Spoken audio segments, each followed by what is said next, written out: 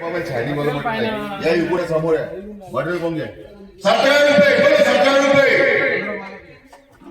बोला